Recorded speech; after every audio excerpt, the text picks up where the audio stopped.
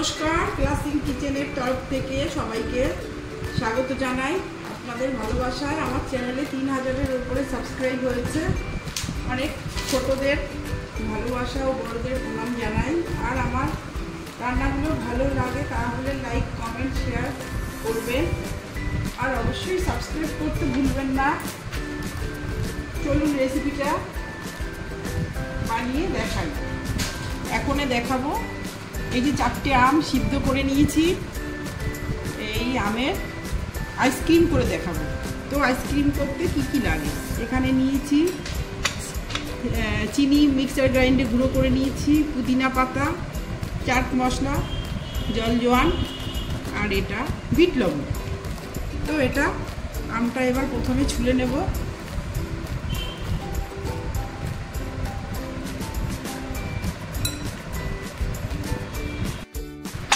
এই আমটা আমার সিদ্ধ করে এই যে মিক্সিং জারে নিয়েছি।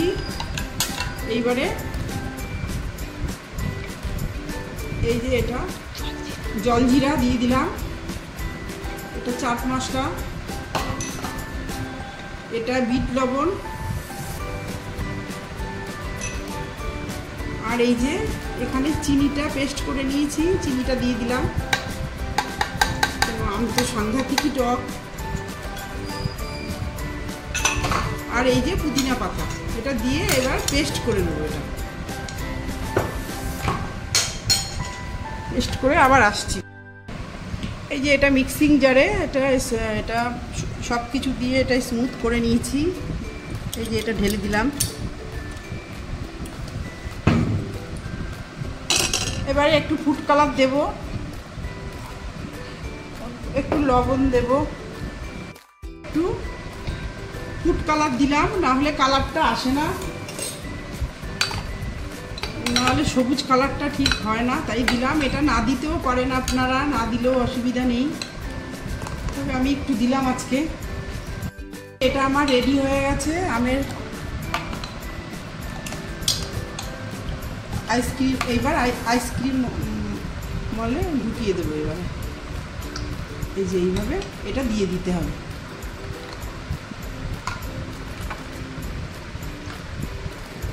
আমি ফুড কালার দিয়েছি একটু, আপনারা চাইলে না দিতেও পারেন, তাহলে রঙটা ঠিক ভালো হয় না, তাই আমি আজকে একটু দিয়েছি ফুড কালার।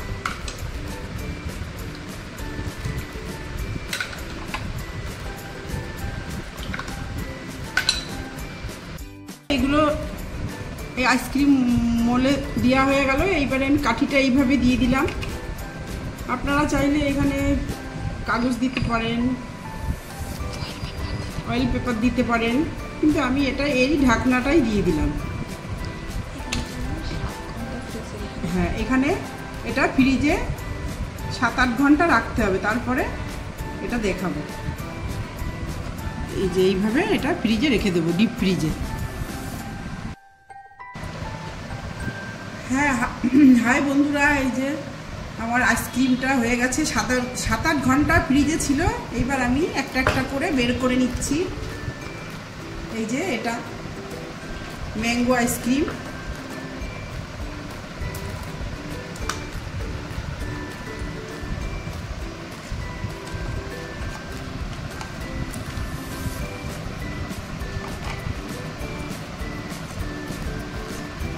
এইভাবে প্রত্যেকটা বের করে নিলাম।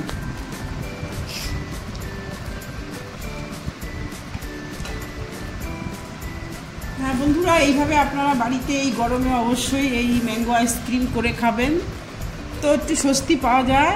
আর আমার রান্নাটি যদি আপনাদের ভালো লাগে তো লাইক, কমেন্ট, শেয়ার, সাবস্ক্রাইব অবশ্যই করবেন। রাধে রাধে।